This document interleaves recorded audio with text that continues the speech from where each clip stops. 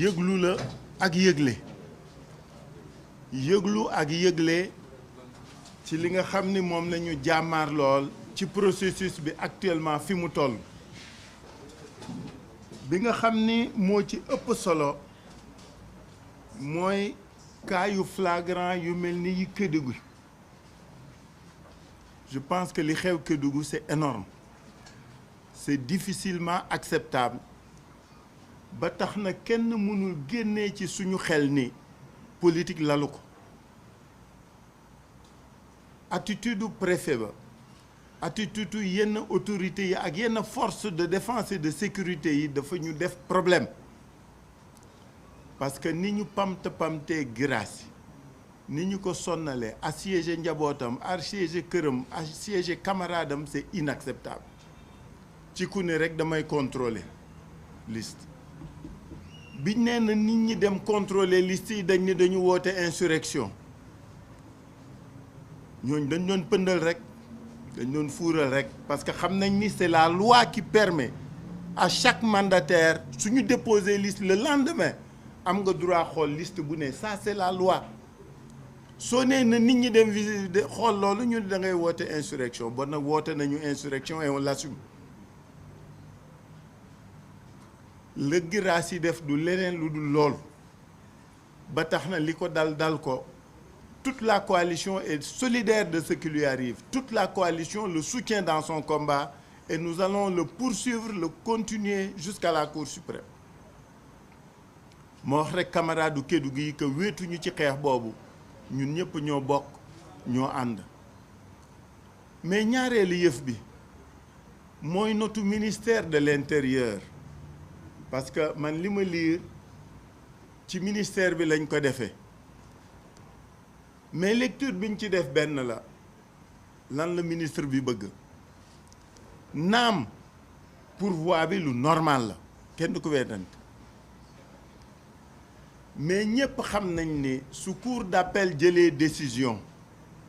am na app boo xam ni moom ngay respecter pour mën jot ci arrêt bi mais mën nga am extrait bi loolu du liste yi du politique yi ñooy responsable mais greffe chaque cour mooy responsable soo jëlee délai bi ngay xaar ministre bi ne bu leen kenn dugal li ma bëgg a opinion bi xam ak acteur bi lan la ministre bi di wut parce que les délais c'est des délais francs et c'est des délais normés soo toppee délai yooyu est-ce que ministre bi li mu bëgg mooy que ni liste yooyu ñu réhabilité du ñu bokk ci élection yi parce que su ngeen yéen ay journaliste ngeen je suis sûr que vous avez parcouru le code électoral vous avez aussi parcouru votre code au plan du processus judiciaire ci saisinu Cour suprême xam ngeen ni c'est des délais te xam ngeen ni am na délais yoo xam ni aussi des délais yu code électoral tëral pour defar bulletin yi pour defar affiche yi waaw randal boobu parce que li mu bëgg ngeen jàpp mooy randal boobu lan la wunda que vise le ministère de l'Intérieur en vérité soit il veut que ces listes-là du ñu bokk ci élection yi c'est-à-dire dana am circonscription yi dul bokk ci élection wala mu reculer élection yi ce n'est pas innocent ce n'est pas gratuit surtout quand la matière c'est pas le ministère qui est compétent ce sont les autorités administratives territoriales qui sont compétentes du ma wax ne amul droit wax leen li ñu war def parce que moo leen ilif mais ci domaine boobu préfet ak sous-préfet mooy responsable naam juriste daal nit ñu de manière générale c'est le ministère de l'Intérieur qui organise les élections et que tous les aspects en la matière l'interpellent et l'intéressent mais ci boobu de manière spécifique ce sont les autorités locales lan la ci bëgg loolu kenn du ko nangu su fekkee pour exclure ay circonscription la ci élection yi duñ ko nangu su fekkee pour reporter élection yi la duñ ko nangu dañuy attirer attention rek opinion publique nationale et internationale ci jëfit yooyu man loo boobu lecture laa def ci intervention ministère de l'Intérieur ci fii ñu toll ci processus bi ak lii mu digle te su ngeen demee ngeen lire code yëpp ñaari code yi ngeen xool lan lay indi donc dama bëgg booboot que les Sénégalais sachent que nous, par ces rencontres périodiques et régulières, nous voulons les informer de la situation ngir ëllëg comprendre date. On alerte, on informe, on prévient. ñaareelu yëf bi mooy lii nga xam ni moo fi xew tey ci suba ci Dakar ci mbirum Barthélémy Diaz waaw préfet li mu def moom mooy li ko war fàttali toujours loi fàttali toujours règlement nous sommes d'accord mais pourquoi mu koy defal ñeen ñi te du ko def ñi def parce que doxantu bi du Barth rek koy doxantu yéen ñëpp yéen a ngi lire journaux yi am na ñuy doxantu ci dëkk yi.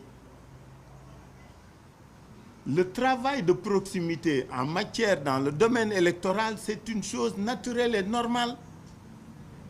Chaque jour, chaque soir, les listes dañuy dugg ci kër yi dugg ci koñ yi dem ci quartier yi saa yoo koy def da ngay ñaan permission saa yoo koy def da nga koy yëgle. La seule chose qu'ils ne prennent pas en compte, c'est la spécificité des SICAP. soo jógee jëppal dugg liberté jëm Derklé ay cité ngay romb ak mbedd. su ngeen doonee fukk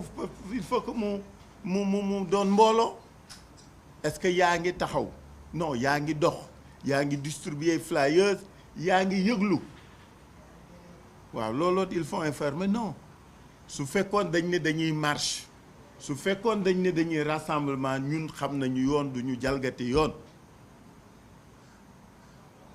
su fekkoon Barth li mu def du yoon daañ ko wax ni ko du yoon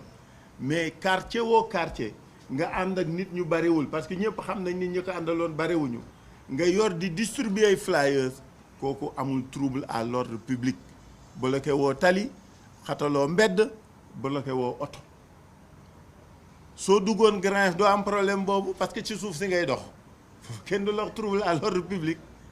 mais soo duggee ci Sicap yi da ngay génn fii dugg fii donc da ngay romb tali bi tali yu mag ak tali yu ndaw donc il faut que ñu delloo ci xel yi il faut que ñu delloo ci xel yi parce que nag gis nga fii ñu toll day metti rek nag parce que kenn du fi mën tere kenn ci lu mu moom ci lu mu war ci lu mu bëgg ci lu muy def nit ki li ko yoon may dakaa jël ba mu mat sëkk et ça je crois qu'il faut qu'on se comprenne moo tax ma ni préfet bi duma ko critiquer ci li mu rappeler yoon parce que mooy rôle am day def travail d'information et de prévention mais nay sóor nag ñaari yëf li ñu def tey du jalgati yoon li ñu def tey am na ñu ko jëkke te kenn deful lu leen mise en garde ba di leen yóbbu commissariat c'est 2 poids 2 mesures yooyu moo fi war dakk su fekkee suñu autorités yi bëgg nañu ñëpp d'accord ci li ñuy def ñëpp ànd ci li ñuy décider mais su ñenn ñi sentiree ne kumba am ndey la ak kumba amul ndey kenn du ko nangu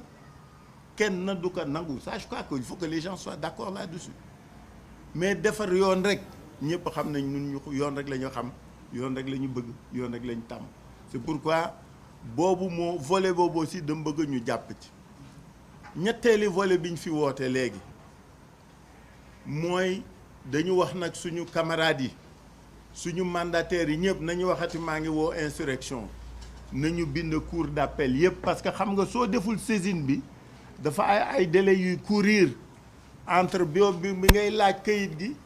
ak bi mu la koy jox ak bi ngay mën saisir cour suprême ñuy wax suñu mandataires yëpp yi nga xam ni seeni liste kii na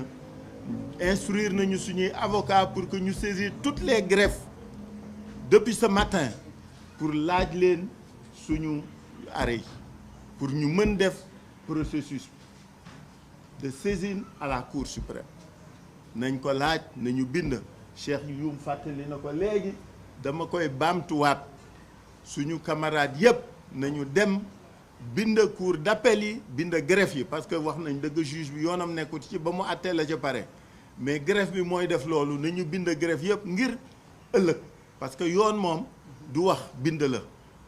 sooy dem ci juge da ngay bind donc nañ bind nañu dem ci greffe yi ñu kii la ma profite ci rafetlu décision wu cour d'appel yenn ils ont été de vrais magistrats ils ont été courageux xëy na ñu daañu inspiré ñi ci des na gaa yi yeewi seen buumu ragal yeeg buumu kii ñu def parce que nag fii lu dul yàlla neen la te kenn yor fi wërsëgu kenn nag kenn yor wërsëg magistrat bi jàng juróom-ñaari at après son bac ñu def ko magistrat mu doon magistrat fukki at ak juróom lu dul yàlla waralatu ko ragal et il juge au nom de nous tous et devant Dieu lan lay ragalati xanaa affectation bu naqadi donc lu fi jaral yenn yi moo tax ñuy féliciter que encourager ñi nga xam ne am nañu taxawaay boobu ñi ci des ñu di leen exhorter ñu jël exemple ci ñooñu waxtaanu tey fi ñu koy jeexalee mooy que ni dañu jëm ci élection gis nga élection locale yi ñu jëm Yewwi Askan Wi dafa porter projet un projet de gouvernance locale un projet de développement territorial arguments yi ñu yor ñun ce ne sont pas des arguments musculaires ce ne sont pas des arguments de violence verbale mais nous allons proposer aux Sénégalais de quoi rêver nous allons leur faire une offre qui leur permettra d'être acteurs de leur développement nous sommes porteurs d'un projet qui inclut, qui permet la participation, qui permet la décision, mais qui permet aussi d'être ceux qui profitent du fruit de leur implication et de leur responsabilisation. Projet bu yaatu bu wóor bu dëgër de développement local boo xam ni day jóge ci kaw ba ci suuf impacté ci la manière dont le gouvernement, dont l'État est organisé, il fonctionne.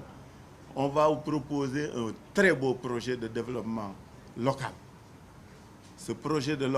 développement local donnera droit aux citoyens sa capacité, toute sa capacité à être responsable de son destin. Loolu mooy ñu li ñu yor looloo ñu wund loolu la ñuy jaay mais du xuloo du xaste du jaay doole mais nag c'est comme le porc-épic qui s'y frotte s'y pique. Je vous remercie.